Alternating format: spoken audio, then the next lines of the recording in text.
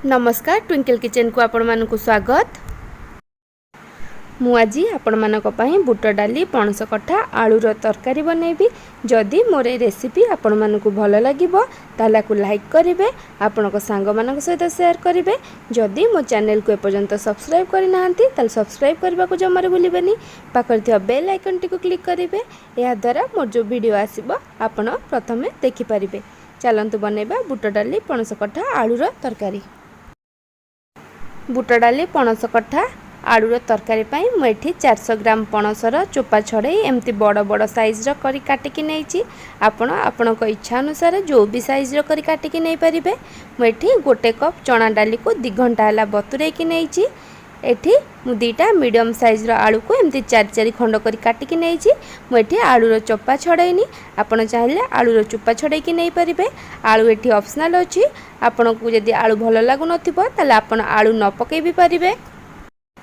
मुझे मसला बनैया पई ए सब जिनस नहीं। एठी गोटे बड़ पियाज को एमती रफली चॉप करके नहीं। एठी 10 रु 12टा रसुनर पाखुड़ा को भल भाव चोपा छड़ेकी नहीं। एठी 2टा गुजराती नहीं, खंडे दालचीनी नहीं, गोटे इंच अदा को चोपा छड़े धोईकी एमती लंबा लंबा करी काटिकी नहीं। एठी गोटे बड़ टमाटो को एमती रफली चॉप करके नहीं। ये सब जिनस रफली चॉप करके नहीं कारण मुआर गोटे पेस्ट बनैबी। एठी गोटे ग्राइंडर जार नहीं। मुझे मिक्सर जार रे पियाज रसुण अदा टमाटो दालचीनी और गुजराती को पकई भल भाव बाटी देवी। आपड़ चाहिए ये कंचा लंका भी पकई बाटी पारिबे। मुझे मसला को भल भाव बाटी देइछि।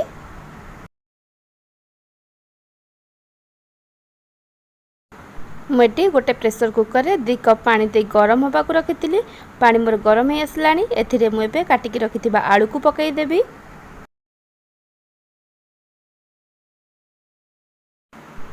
मु एथिरे बे पणस को पकई देवी।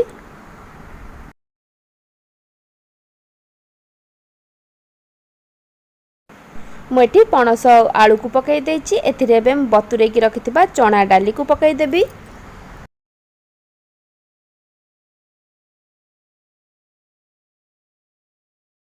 मुझे पणस आलू और बुट डाली को पकई देछि। एथिरे मुझे 1/4 टेबल स्पून हलदी गुंडा पकई देवी। आउ स्वाद अनुसार लुण पकई देवी। आउ सबको भल भाव मिक्स कर देवी। प्रेसर कुकर लीड बंद करी हाई फ्लेम रे गोटे सीटी और मीडियम फ्लेम रे गोटे सीटी दे चना डाली आउ परिबा को भल भाव सिझेई देवी। प्रेसर पूरा भेपर गला परे मु तार लीड काढ़ी देइछि। एठी मोर परिबा और बुट डाली भल भाव सिझी जाइछि। बुट डाली को आपण बेसी सिझेइबेनी, जेमती बुट डाली गोटा गोटा रहिबो। मसला बनैबा पई मुझे गोटे कड़ाई रे किछि तेल दे गरम होगा को रखी। तेल गरम होला परे मुझे हाफ चामच जीरा और हाफ चामच सोरिष पकई देइछि। सोरिष एठी ऑप्शनल अछि, आपन को जदि सोरिषर फ्लेवर भल लागु नथिबो ताले आपन सोरिष पकेइबेनी। एठी मु 2टा तेजपत्र पकई देइछि। जीरा और सोरिष को मु भल भाबे भाजी देबी।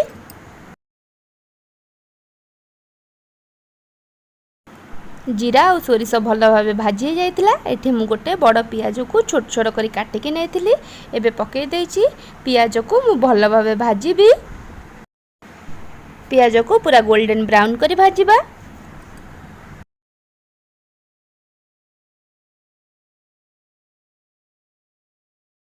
पियाज भल भाव गोल्डन ब्राउन हो गलानी। एथिरे एबे जो बाटिकी मसला रखिथिले ताकू एबे देई दबा। आउ मसला को भल भाव कसिबा।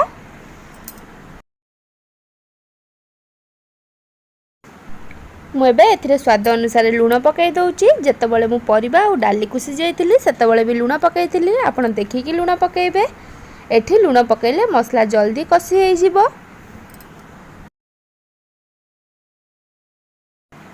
मसला को एठी मु 3 रु 4 मिनिट पर्यंत कसी देइछि। एथिरे मु एबे सुखिला गुंड मसला पकई देबी।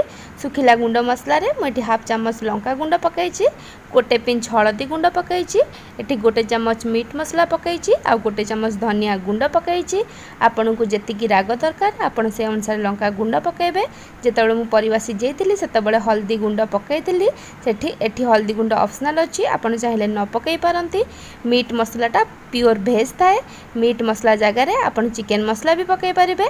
एठी मोर मसला भल भाबे कषि हो गलानी, तेल छाड़िबा आरंभ कलानी। एबे जो मु परिबा को सिजेकी रखितिली एबे एथिरे देई देबी। सबको भल भाबे मिक्स करी तरकारी को फुटिबा पई रखि देबी।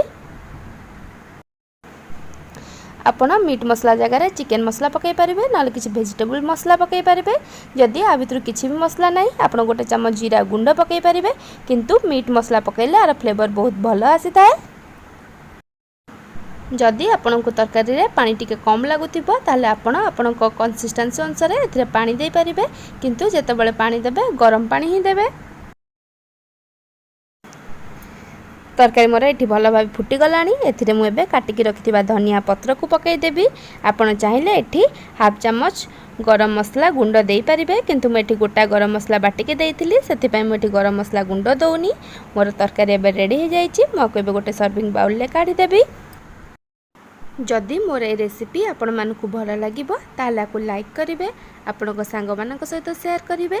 जदि मो चैनल को एपर्यंत सब्सक्राइब करि नांती ताले सब्सक्राइब करबा को जमारु भूलिबेनी। पाखर थियो बेल आइकन टी को क्लिक करिवे, या द्वारा मोर जो वीडियो आसीबो आपण प्रथमे देखि परिबे। Thank you for watching.